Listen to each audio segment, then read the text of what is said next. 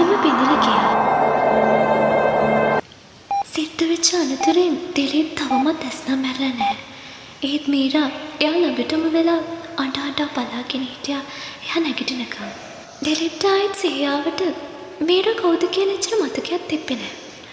ඔහු හැදියා බැලුවේ හරිම නොපුරුදු කෙනෙක් විදියට. කාලයත් එක්ක හැමදේම වෙනස් වුණා. දිලීප් වෙන කෙනෙක් එක්ක සතුටින් ඉන්නවා. මීරා දකිද්දි මීරාට ගොඩක් දුක හිතුණා.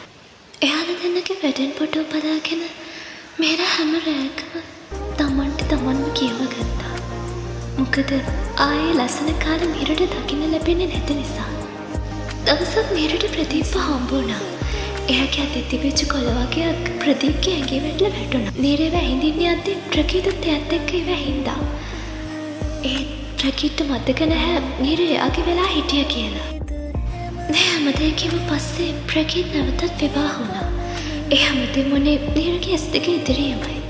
මීරාට මේකෙන් කොච්චර දුකද කියනවා නම් එයාට හිතුණා ප්‍රදීප්ට හැමදේම කියන්න. ඒ වුණත් එයා දැන් වෙන කෙනෙක් තෝරගෙන ඉවරයිනේ. මීරා මොකද නොකියම පැත්තකට වුණා. ජීවිතේ සමහර දේවල් වෙන්නේ අපි හිතුවත් නැති විදියට.